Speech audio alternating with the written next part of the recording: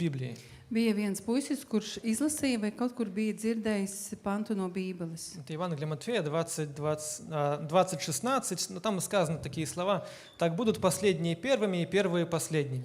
Mateja evaņģēlijā 20:16 pateikts, ka pirmie būs pēdējie un pēdējie būs pirmie. И вот он услышал эти слова и решил, что нужно это практиковать. Viņš dzirdēja tos vārdus un nolēma, ka to vajag praktizēt. Так он везде старался быть последним. Un tāpēc vienmēr centās visur būt pēdējais. Конечно же, для того, чтобы в конце концов оказаться первым. Lai pēc tam beigās būtu pirmajam. На уроках он всегда пытался быть самым последним, Nodarbībās viņš centās būt pēdējais vienmēr, надеясь, что так он станет первым. cerot, ka tā viņš kļūs par pirmo. Когда он шел в школе на обед, он в очереди всегда становился последним. Kad viņš gāja pusdienās skolā ēst, tad arī rindā stāvēja А pēdējais. если кто-то становился за ним, он становился еще за него.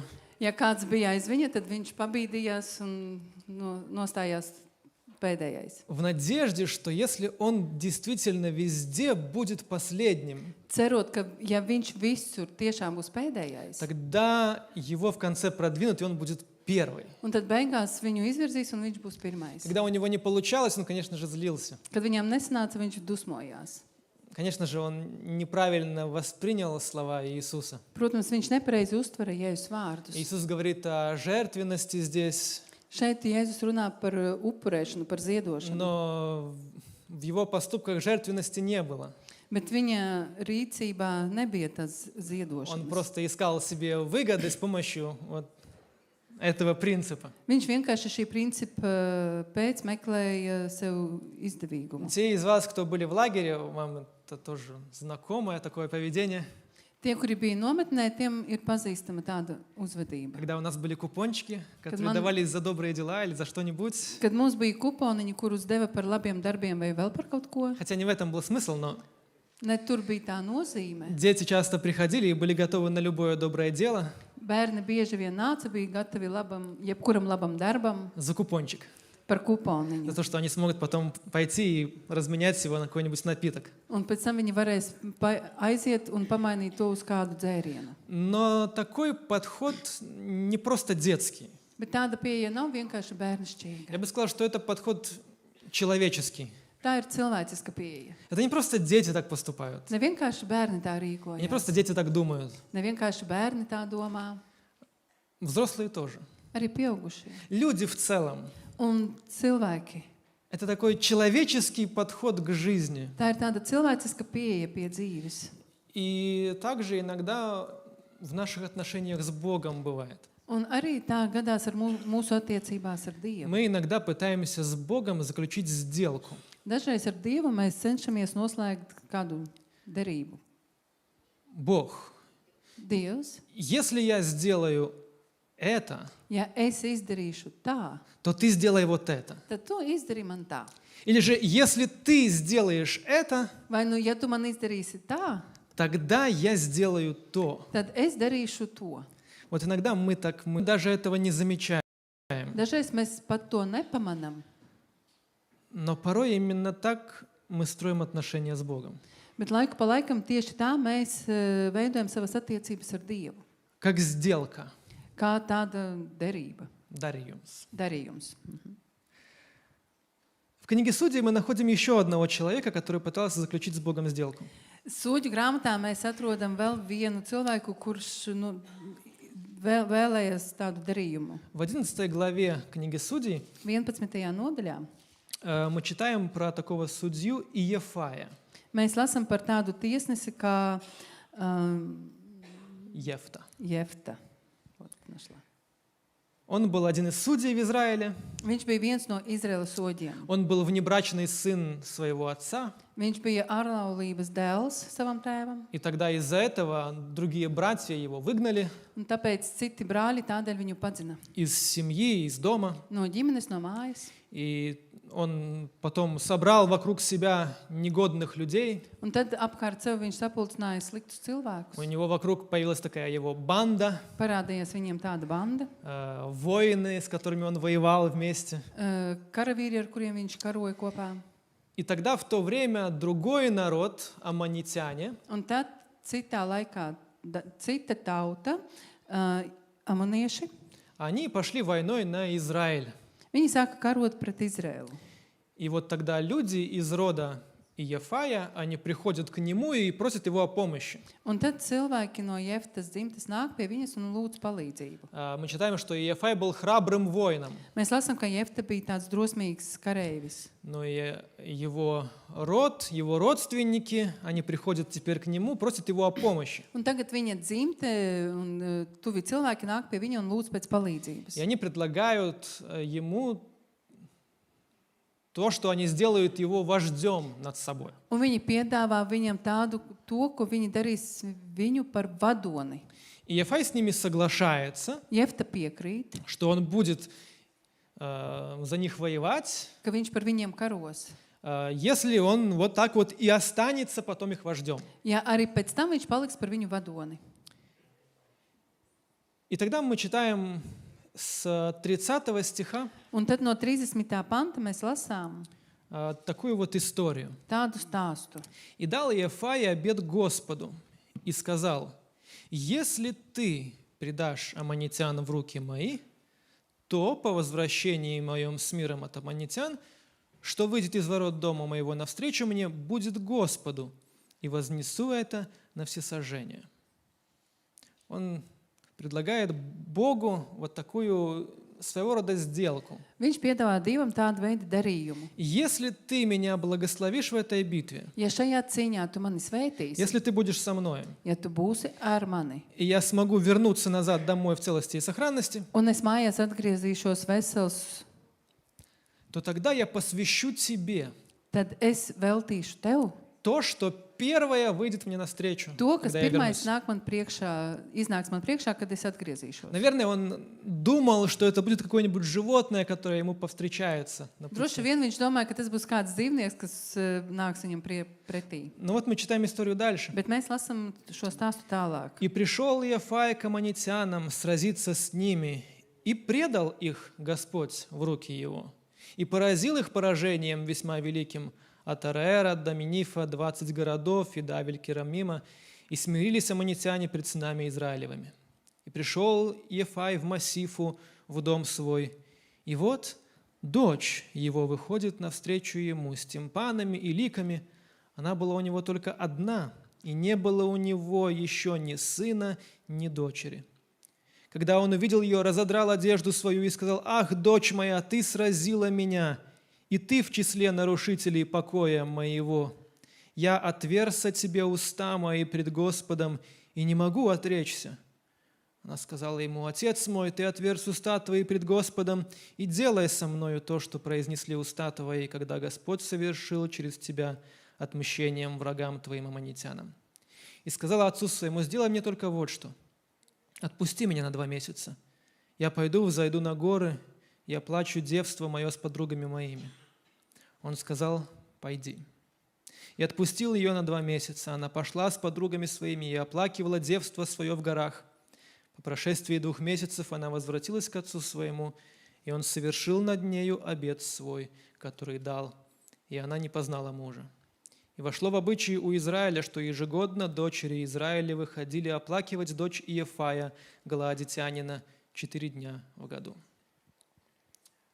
Обещание Иефая вынуждает его пожертвовать своей дочерью. Jefta solījums liek viņam upurēt savu meitu. Вы знаете, Иефай на самом деле чем-то похож на Авраама. Ziniet, viņš kaut kā līdzīgs Ābrahamam ir. У Авраама был один единственный сын, Ābrahamam bija viens vienīgais dēls. у Иефая одна единственная дочь, Jeftam bija viena vienīgā meita. и оба должны были отдать своего ребенка на всесожжение. Un abiem vajadzēja upurēt savu bērnu. Авраам это не придумал сам, Ābrahams to nebija pats izdomājis. а в случае Иефая это была его идея. Jeftas gadījumā tā bija viņa ideja. И, конечно же, одна большая разница в этих 2 историях Un, protams, liela viena atšķirība šajos divos это то, stāstos. что Авраам поступал по вере, Tas, kā Ābrahams rīkojās pēc ticības, а Иефай, кажется, действует в неверии. bet liekas, ka Jefta darbojās neticībā. Конечно же, вопрос, действительно ли Иефай принес в жертву свою дочь. Tiešām jautājums ir, vai Jefta ziedoja, upurēja savu meitu. Жертва всесожжения означает возложить что-то на алтарь и полностью сжечь дотла. Upurēšana nozīmē, ka tu kaut ko uzliec uz altāru un pilnīgi to sadedzini. Действительно ли он принес в жертву свою дочь таким образом? Vai tiešām viņš tādā veidā upurēja savu meitu? У христиан разные мнения по этому поводу. Kristiešiem ir dažādi viedokļi par šo jautājumu. Кто-то говорит, что да, он действительно принес в жертву свою дочь. Kāds saka, jā, ka tiešām viņš upurēja savu meitu. А кто-то говорит, что здесь имеется в виду то, что его дочь осталась просто незамужняя. Bet kāds domā, ka viņa meita palika vienkārši neprecēta. Она пожертвовала своим, скажем так, семейным будущим и осталась одна и служила, может быть, в храме. Ka viņa upurēja savu ģimenes nākotni un palika viena un tādā veidā kalpoja templī. Я лично считаю, что Иефай действительно принес в жертву свою дочь. Es personīgi uzskatu, ka Jefta tiešām upurēja savu meitu. Конечно же, Богу это было неугодно. Protams, Dievam tas nebija patīk. Бог не принимает такие жертвы. Dievs nepieņem tādus upurus. Но в этом вся мораль истории.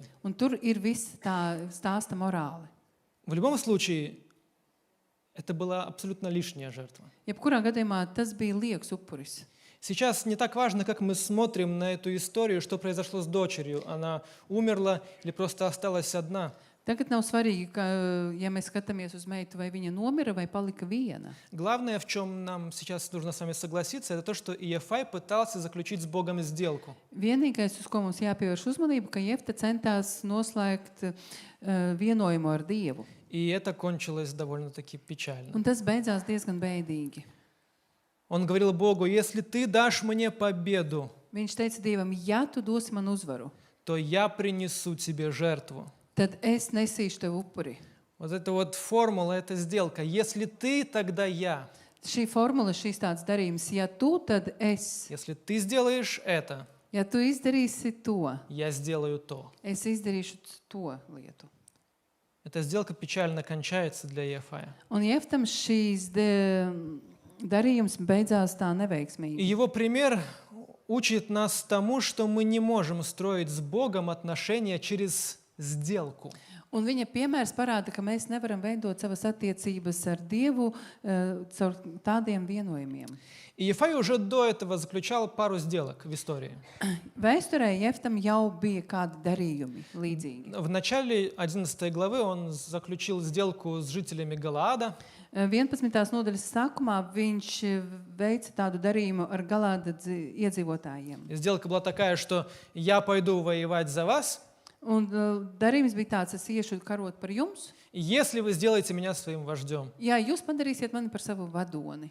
Они согласились, сделка была успешная. Viņi piekrita un darījums bija veiksmīgs. Он также пытался как-то договориться с аммонитянами, с противниками, Viņš arī kaut kādā veidā centās sarunāt ar amoniešiem, договориться с ними, чтобы они просто оставили Израиль в покое. sarunāt ar viņiem, lai viņi vienkārši atstātu viņus mierā. Но эта сделка провалилась, она была неуспешная. Darījums nebija veiksmīgs, То есть эта сделка с Богом для Иефая уже третья. un šīs darījums ar Dievu Jeftam jau ir trešais. Это характер Иефая. Tas ir Jeftas raksturs. Он такой человек. Viņš tāds cilvēks. Он тот, который заключает сделки. Viņš tas, kas dara vairākus darījumus. Он тот, который ищет где-то какую-то выгоду, Viņš tas, kurš meklē kaut kādu izdevību. и он пытается эту выгоду как-то приобрести. Un viņš centās to kaut kā iegūt. Он дает обещание, Viņš dod solījumus. если ему в ответ на это что-то будет. Ja viņam uz to būs kaut kāda atbilde, kāda reakcija. И также он относится к Богу. Un tādā pašā veidā viņš attiecās pret Он Dievu. обращается к нему и говорит: давай, Бог, заключим с тобой договор. Viņš vērsās pie viņu un saka, Dievs, lai mums ir derība. Если ar ты tevi. дашь мне победу, Ja tu dosi man uzvaru, я вернусь домой в мире, es atgriezīšos mājās ar mieru, тогда я принесу тебе в жертву tad es tev upurēšu. то, что первое выйдет мне навстречу. To, kas pirmais nāks man pretī. Пытались ли вы когда-нибудь заключить с Богом сделку? Vai jūs centaties kādreiz veikt līdzīgu darījumu ar Dievu? Наверное, многие из нас так делали. Laikam daudzi no mums to darīja. Особенно в трудные моменты жизни. Ir īpaši dzīves grūtajos momentos. Когда мы Богу говорим: Бог, если ты сейчас мне поможешь, Kad mēs sakam, Dievs, ja tu man tagad palīdzēsi, вот тогда я обещаю, что буду тебе служить всем своим сердцем. tad es solu, ka kalpošu tevi ar visu savu sirdi. Боже, если ты меня сейчас исцелишь от этой болезни, Dievs, ja tu man tagad dziedināsi no šīs slimības, тогда я обещаю тебе, что я буду лучшим старательным служителем tad твоим. es apsolu, ka būšu viscentīgākais tavs Или я kalpotājs. посвящу тебе что-нибудь. Vai es tev veltīšu kaut ko, Или я пожертвую чем-нибудь для тебя. vai es kaut ko upurēšu tev. Если ты сделаешь это Ja tu izdarīsi to для меня, man, тогда я сделаю это для тебя. tad es to lietu izdarīšu tev. Наверное, многие из нас так делали. Я знаю, что я делал. Daudzi laikam no mums to ir darījuši. Es zinu, ka es to darīju. Что в этом плохого? Kas tur slikts? Если человек заключает Бога, то у этого человека наверняка есть одна из двух вещей. Ja cilvēks rīkojas līdzīgā veidā, tad viņam ir viena no šīm divām lietām. У человека, который пытается заключить с Богом сделку, есть либо недоверие, Cilvēkam, kurš centās tādu darījumu veikt ar Dievu, laikam ir neusticība или желание контроля. vai kontroles vēlme. Вот эти две вещи. Или недоверие, или желание контроля. Vai neusticēšanās, vai kontrole. Начнем с недоверия. Sāksim ar neusticēšanos. Когда мы пытаемся заключить с Богом какую-то сделку, договор, возможно, это потому, что мы не до конца Ему доверяем. Kad mēs centamies ar Dievu veikt derību, tad tas nozīmē, ka mēs ne līdz galam viņam uzticamies. Давайте подумаем, зачем люди вообще заключают сделки? Padomāsim, kāpēc cilvēki vispār slēdz derījumus. Зачем мы с вами в нашем мире заключаем договоры Kāpēc mēs ar jums šajā pasaulē slēdzam kaut kādus с derījumus разными условиями ar dažādiem и потом nosacījumiem, подписываем эти бумаги? pēc tam parakstam tos Почему люди papīrus? так делают? Kāpēc cilvēki Зачем tā так dara? делать? Kādēļ? Почему нельзя просто Kāpēc nevar vienkārši согласиться на словах? piekrist uz vārdiem? Сделка — это для гарантии. Derījums tas ir garantijai. Сделка — это для того, чтобы была гарантия, Tas ir tādēļ, lai būtu garantija, что второй человек тебя не подведет. ka otrs cilvēks tevi nepievils. А если подведет, Un ja pievils, то на нем будет ответственность, tad viņam būs atbildība, потому что он поставил подпись, jo viņš он parakstījās. согласился на условия. Viņš piekrita nosacījumiem. То есть почему мы заключаем сделки, ставим подписи и так далее? Kāpēc mēs slēdzam kaut kādus derījumus un tur parakstam to? Потому что существует шанс, Jo ir iespēja, что другой человек не выполнит свои обязательства. ka cits cilvēks neizpildīs savus pienākumus. Если бы мы все с вами, все Я- люди на земле, Ja visi cilvēki ir zemes, всегда поступали бы по своему слову, как обещали, так и сделали, vienmēr rīkotos pēc sava vārda, kā solīja, tā arī darīja, тогда договоры не нужны были бы. tad šie derījumi nebūtu vajadzīgi. Не нужно было бы ставить подписи, Nevajadzētu parakstīties, не нужно было бы ставить какие-то условия, nevajadzētu likt kaut kādus потому что nosacījumus. все ясно. Viss ir skaidrs. Если ты сказал, Jā, tu esi ты pateicis, все исполнишь, tu visu izpildīsi. и у меня нет смысла волноваться. Un nav man jēgas uztraukties. Но если существует шанс, что ты меня подведешь, Bet, ja pastāv kaut kāda maza iespēja, ka tu mani pievilsi, тогда мне нужна гарантия, tad man ir vajadzīga garantija. тогда мне нужна твоя подпись, Tad man vajadzīgs tavs paraksts, твой штамп. tavs zīmogs. Когда мы пытаемся с Богом заключить подобную сделку, Kad mēs centamies ar Dievu veidot līdzīgu darījumu, возможно, мы таким образом показываем, что мы Ему тоже не до конца доверяем. varbūt tādā veidā mēs parādām, ka mēs ne līdz galam viņam uzticamies. А действительно ли Бог выполнит свою часть, свое обещание? Vai patiešām Dievs izpildīs sava darījuma daļu pusi? Вот то, что написано, действительно ли Он это выполнит, сделает? Vai tas, kas rakstīts, tiešām viņš to izpildīs, izdarīs? Действительно ли Он будет ко мне благ? Vai tiešām viņš būs labs pret mani? Действительно ли Господь пастырь мой, и я ни в чем не буду нуждаться? Vai patiešām tas kungs ir mans gans un man nekā netrūkst? А что если? Un kas, ja? Нет, тогда лучше так. Tad labāk tā. Боже, давай, Ты будешь моим пастухом, Tad, Dievs, tu būsi mans gans, и я ни в чем не буду man нуждаться, nieka netrūks, а я тебе за это что-то сделаю. bet es tev tādēļ kaut ko izdarīšu. Чтобы была гарантия, Lai būtu garantija, чтобы были условия, lai būtu и nosacījumi, чтобы Бог поставил свою подпись, lai Dievs liktu savu и parakstu, чтобы мы были уверены, lai mēs būtu что Он pārliecināti, действительно это сделает. ka viņš patiešām to izdarīs. То есть попытка заключить сделку с Богом — это может быть признаком нашего неверия. Centiens slēgt ar Dievu darījumu ir mūsu neusticības pazīme. Мы предлагаем что-то Богу, Mēs Dievam kaut ko piedāvājam, чтобы убедиться, что Он действительно сделает нам добро. lai pārliecinātos, ka Viņš tiešām labu lietu darīs mums. Ведь в конце концов, если мы Богу что-то дадим, Jo galu galā, ja mēs Dievam kaut ko dosim, Он же будет обязан нам как-то ответить. Viņam vajadzēs mums kaut kādā veidā atbildēt. Или, по крайней мере, мы так думаем. Vai nu mēs vismaz tā domājam? Это первое, недоверие. Tas ir pirmais neusticēšanās. Второе, Otrais желание контроля. - kontrolas vēlme. Попытка заключить с Богом сделку может быть признаком того, что мы желаем Богом управлять. Centiens veikt kādu darījumu ar Dievu var būt par pazīmi to, ka mēs vēlamies kontrolēt Dievu. Это такой своего рода шантаж.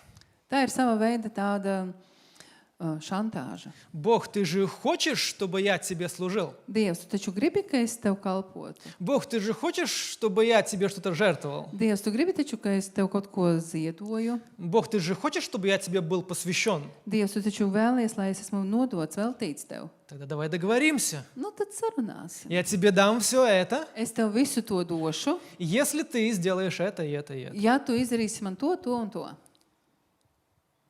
Конечно, оба подхода глупы.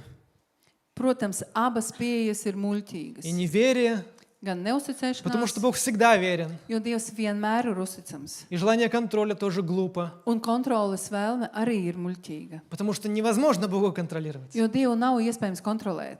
Невозможно Его шантажировать. Nav iespējams viņu šantažēt. Оба основаны на каком-то ложном представлении о Боге. Abi ir pamatoti uz kaut kāda maldīga iespēja par Dievu. Мы ничем не можем Бога шантажировать. Знаете почему? Ziniet, kāpēc mēs ne ar ko nevaram Dievu šantažēt? Потому что Бог ни в чем не нуждается. Jo Dievam neniek netrūkst. Апостол Павел в своей проповеди Apsols Pāvils savā svētrunā говорил такие слова teica tādus vārdus. в Деяниях 17 главе. Apostoļu darbus 17. nodaļā. «Бог, сотворивший мир и все, что в нем, Он, будучи Господом неба и земли, не в рукотворенных храмах живет и не требует служения рук человеческих, как бы имеющий в чем-либо нужду, сам дая всему жизнь и дыхание, и все». Мы не можем шантажировать Бога, Mēs nevaram šantažēt Dievu, потому что Он ни в чем не jo нуждается. viņam neniek netrūkst. Мы не можем сказать Богу: вот ты хочешь вот это вот, Mēs nevaram pateikt Dievam, tu gribi šito? а Богу это не нужно. Dievam tas nav vajadzīgs. Что бы мы Ему не предлагали. Lai ko mēs viņam На nepiedāvātu. самом деле все, что мы имеем, нам дано от Него. Īsnībā viss, kas mums pieder, tas mums dots no viņa. Мы не можем дать Богу ничего, чего у Него уже нет. Mēs nevaram dot Dievam kaut ko tādu, kas viņam nav. Бог не нуждается в нашем служении, как будто бы у Него есть нужда в этом. Dievam nav vajadzīga mūsu kalpošana, it kā viņam tas ir nepieciešams. Иногда мы можем об этом забыть, нам кажется, мы такие важные. Dažreiz mēs to varam aizmirst, un mēs domājam, ka mēs esam tik svarīgi. Наше служение такое важное. Mūsu kalpošana ir ļoti А что, если nozīmīga. меня не будет, что тогда случится со всеми? Kas notiks ar visiem, ja manis nebūs? Бог не нуждается в нашем служении. Dievam nav vajadzīga mūsu kalpošana. У Него нет нужды в нашем посвящении. Viņam nav vajadzības mūsu vēl nodošanai. У Него нет нужды в наших жертвах, в Viņam том, nav что мы можем Ему дать деньги или что-нибудь еще. vajadzība mūsu ziedošanā, ka mēs varam viņam kaut ko iedot, naudu vai vēl ko. У Него нет нужды в нашем внимании, Viņam nav nepieciešama mūsu в uzmanība, наших песнях. mūsu dziesmas. Он не нуждается в нас самих. Viņam mēs paši neesam vajadzīgi. Это, может быть, звучит так неудобно. Varbūt tas skan tā nērti. Потому что Он же нас любит, и это правда, Он нас любит. Jo viņš mūs mīl, pat tā ir patiesība, viņš mūs mīl, Но Он не имеет нужды в нас. bet viņam nav nepieciešami mēs. Боги, которым поклонялись другие народы в то время, Tajā laikā, kad citas tautas pielūdza citus dievus, вот там эти другие боги, они нуждались в людях. tiem citiem dieviem bija vajadzīgi cilvēki. Они нуждались, чтобы люди приносили жертвы. Viņam bija vajadzīgi, lai cilvēki nestu upurus. Те боги нуждались в том, чтобы были люди. Tiem dieviem bija nepieciešami cilvēki. Вспомните первую книгу Царств, Atcerieties 1. Samuela grāmatu, когда ковчег израильтян принесли в храм Дагона, бога филистимлян.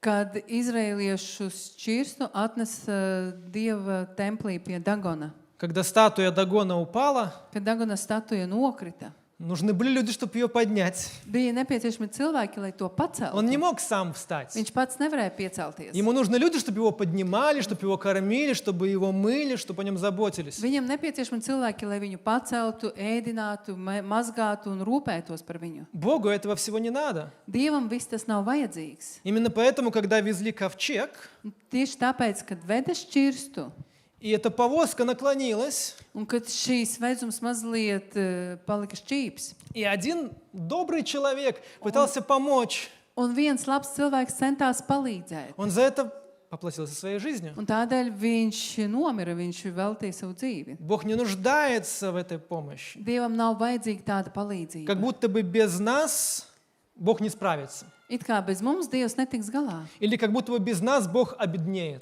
It kā bez mums Dievs kļūst nabadzīgāks. Нет. Nē. У Бога нет нужды ни в чем. Dievam nav nekādas vajadzības. Поэтому Он и Бог.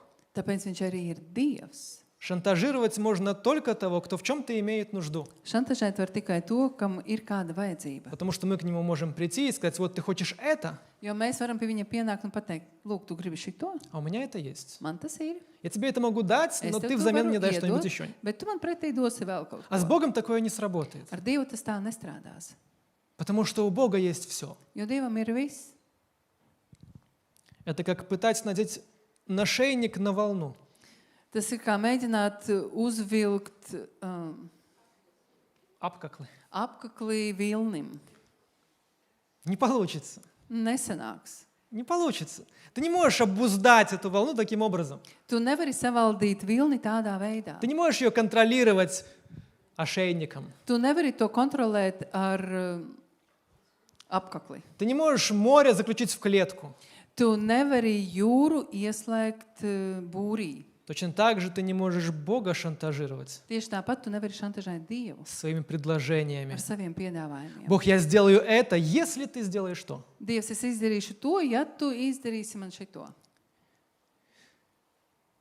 В истории Иефая есть еще одна деталь, которая делает всю историю еще более трагичной. Jefta stāstā ir vēl viens fakts, kas padara šo stāstu vēl traģiskāku. Это стих, который идет до того, как мы начали сегодня читать. Tas ir pants, kurš nāk pirms panta, ar kuru mēs iesākām. 29 стих 11 главы. 11. nodaļas, 29. pants. «И был на Иефае дух Господень. И тогда прошел он Галаат и Манассию, и прошел Массифу Галаатскую, и так далее, и так далее. И был на Иефае дух Un Господень». tā kunga gars nāca par Jeftu. И сразу после этого стиха Un uzreiz pēc šī panta мы читаем слова, которые Иефай говорит Богу. mēs lasām vārdus, ko Jefta saka Dievam. «Если ты, тогда я». Ja tu, tad es. Трагично здесь то, что оказывается, что слова Иефая были не только глупыми, Traģisks ir tas, ka vārdi Jeftas vārdi nebija tikai muļķīgi, но также и абсолютно ненужными. bet absolūti nevajadzīgi. Заметьте, на Иефае уже был Дух Господень. Pamaniet, par Jeftu jau nāca Dieva gars. Ему не нужно было еще дополнительно с Богом заключать договор. Viņam nevajadzēja vēl papildus ar Dievu veikt kādu darījumu, Потому что Бог уже дал ему Духа. jo Dievs jau deva viņam garu.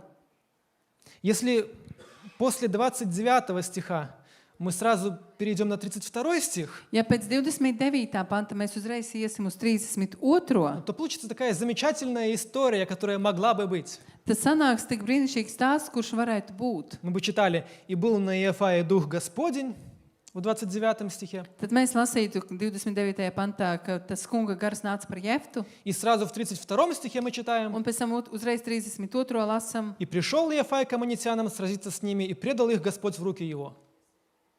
Замечательная история. Brīnišķīgs stāsts. Бог посылает своего Духа на Иефая. Dievs sūta savu garu par Jeftu. Он идет, сражается с врагами, Viņš iet cīnās ar ienaidniekiem. побеждает, потому что Господь отдает их в его руки. Uzvar, jo Dievs iedod viņus viņu rokā. Однако здесь между этими двумя стихами, Bet starp šitiem diviem pantiem, между тем, что Дух был на Иефае, и тем, что он победил в бою, starp to, ka gars bija par Jeftu un to, ka viņš uzvarēja karā, вот Эти слова Иефая стоят посередине. Šie Jeftas vārdi stāv pa vidu. Если ты, тогда я. Ja tu, tad es. Понимаете, его обещание было ненужным.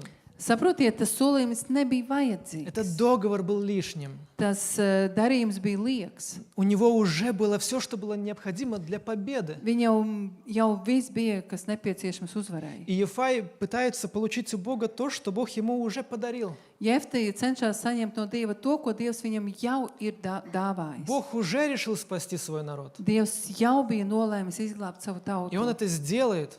un viņš to izdarīs. Откуда мы это знаем? Kā mēs to zinām? Потому что мы читали книгу Судей раньше. Jo mēs agrāk jau izlasījām sūģu Мы grāmatu. видим этот цикл, Mēs redzam šo ciklu, который повторяется снова и снова и kas снова. atkal un atkal atkārtojās. Люди отворачиваются от Бога. Cilvēki nogriežās no Dieva, Бог их предает в руки других народов. Dievs nodod viņu citu tautu rokās, Они каются в своих грехах. viņi nožēlo savus И в grēkus, ответ на это 100% Бог их спасает. un kā atbilde uz to Dievs viņus 100% izglāb. Конечно, потом, к сожалению, они возвращаются к первому шагу и снова начинается заново. Protams, pēc tam viņi, diemžēl, atgriežas pie pirmā soļa, un tas viss sākās no Но sākuma. каждый раз, когда они взывают к Богу о помощи, Bet katru reizi, kad viņi sauc pēc palīdzības uz Когда они Dievu, сожалеют о своих грехах и kad каются в viņu них, nožēlo par saviem grēkiem, Бог их спасает. Dievs viņus glābj. И здесь происходит то же самое. Šeit notiek tieši tas pats. Бог спас народ не потому, что он с Иефаем заключил сделку, Dievs izglāba tautu ne tāpēc, ka ar Jeftu slēdza darījumu, потому что он любит свой народ. jo viņš mīl savu И он tautu. слышит свой народ. Viņš dzird savu И он tautu, отвечает на их зов. un viņš atbild uz viņu saucieniem. Поэтому он послал духа на Иефая, потому что он уже решил через Иефая спасти израильтян. Un tāpēc viņš sūtīja garu par Jeftu, jo ar Jeftu viņš jau bija nolēmis izglābt izraēliešus. Иначе зачем дух на Иефая? Tad kāpēc tas gars par Jeftu? Потому что Бог уже решил спасти. Jo Dievs jau nolēma izglābt. Но Иефай хотел гарантии. Bet Jeftam bija nepieciešamas garantijas. Давай заключим договор, давай договоримся. Sarunāsim, slēgsim darījumu.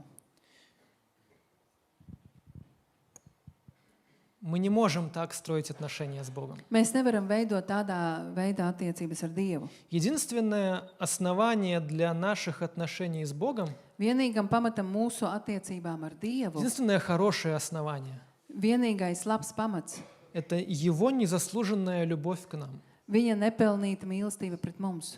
Мы не можем строить отношения с Богом ни на каком другом основании, Mēs nevaram veidot attiecības ar Dievu ne uz kāda cita pamata, потому что Он возлюбил нас задолго до того, как мы возлюбили Его. jo Viņš mūs mīlējis daudz ilgāk pirms tam, kā mēs viņu mīlam. Он уже задолго до нашей любви проявил любовь к нам. Jau ilgu laiku pirms mūsu mīlestības Viņš izrādīja savu mīlestību pret mums. Как строить отношения с Богом? Kā veidot attiecības ar Dievu? Все начинается у креста. Viss sākās pie krusta.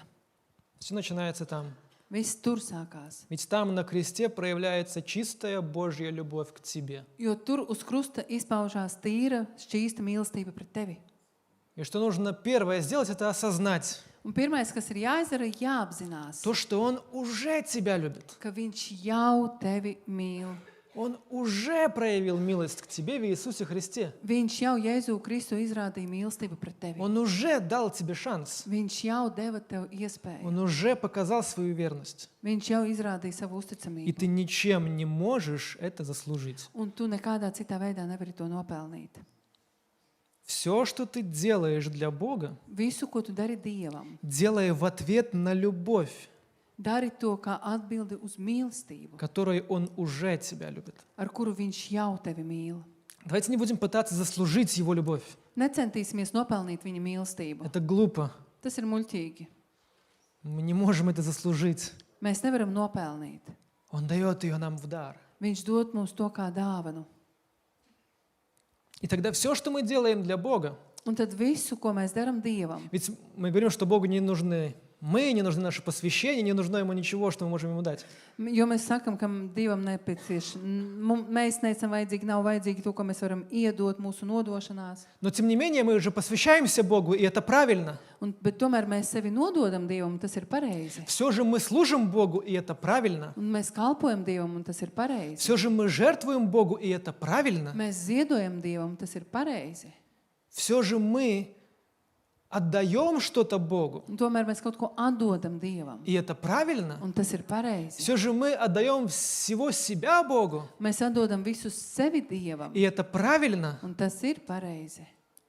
Но это правильно, когда мы это делаем в ответ на Его любовь, Bet tas ir pareizi, ja mēs to darām kā atbildi uz viņa mīlestību. а не как попытку Nevis kā выманить у Него эту любовь. centienu saņemt no viņas to mīlestību. Или как попытку купить у Него Его любовь. Vai kā centienu nopirkt to mīlestību no viņa. Так это не работает. Tas tā nestrādā.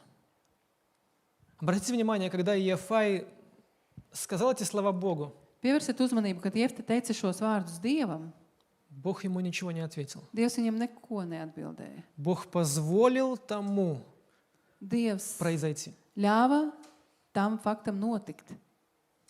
Это опасно. Tas ir bīstami. Когда мы приходим к Богу и говорим, я сделаю это, если ты сделаешь что, Kad mēs nākam pie Dieva un sakam, es izdarīšu to, ja tu man izdarīsi šito, это опасно. tas ir bīstami. С Богом нельзя строить отношения таким образом. Ar Dievu nedrīkst tādā veidā veidot С attiecības. Богом нельзя торговаться. Ar Dievu nedrīkst tirgoties. Бог предлагает нам Его незаслуженную любовь. Dievs piedāvā mums viņa nepelnīto И mīlestību. все, что мы делаем для Бога, это в ответ на эту любовь. Un visu, ko mēs darām Dievam, tā ir kā atbilde uz šo mīlestību. В брачной жизни точно так же. Tas pats arī laulības dzīvē. Мы не заключаем сделки с нашим супругом постоянно. Mēs neslēdzam darījumus ar mūsu laulāto pāri visu laiku. Я сделаю это, если ты сделаешь что. Es izdarīšu to, ja tu man izdarīsi šito. Если у нас брак основан на таких отношениях, Ja laulība veidota uz tādām он, attiecībām, наверное, долго не продлится. laikam ilgi tas neizturēsies. Нужна любовь. Vajag mīlestība. Любовь одного Viena cilvēka и mīlestība ответная любовь другого. un cita cilvēka atbildība. Точно так же мы строим отношения с Богом. Tāpat mēs veidojam attiecības ar Dievu. Не на формальной сделке я тебе сделаю то, если ты это, Neformālā darījumā es tev izdarīšu, ja tu man dosi, а на отношениях любви bet uz это mīlestības все pamatā построено. mēs to ceļam. Нам не нужно приносить Богу какие-то жертвы, чтобы Он нас полюбил. Mums nevajag ziedot vai upurēt Dievam kaut ko, lai Viņš mūs mīlētu. Потому что дело в том, что жертва уже была принесена. Lieta ir tāda, ka upuris jau bija atnests. Да, была жертва, которая была необходима для того, чтобы мы могли иметь эти отношения с Богом. Bija tas upuris, kas bija nepieciešams, lai mums ir šīs attiecības ar Dievu. Но эта жертва не наша, Bet tas nav mūsu и мы бы upuris. не смогли ее принести, даже если бы хотели. Mēs nespētu to nest, pat ja ļoti gribētu. Иефай отдал в жертву свою дочь, Jefte upurēja savu meitu. а это было не нужно, Tas nebija vajadzīgs, потому что Бог отдал в жертву своего сына. jo Dievs upurēja savu dēlu. И эта жертва делает возможным наши отношения с Богом теперь. Un šīs upuris dara mūsu attiecības ar Dievu tagad par iespējamām. Уже сделано. Иисус сказал, свершилось. Jau ir izdarīts, Jēzus pateica, ir izdarīts. Жертва принесена. Upuris ir nests, Любовь явлена. mīlestība parādīta, Милость дарована.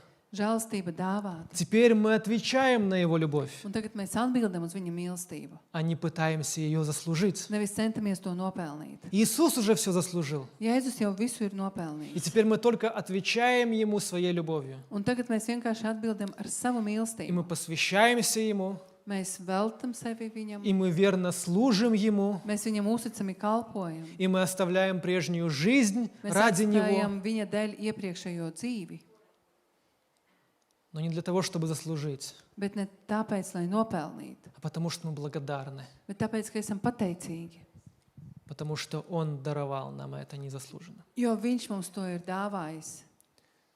Бог добр к нам не из-за того, что мы Ему обещаем. Dievs labs pret mums nevis tāpēc, ka mēs kaut ko solam.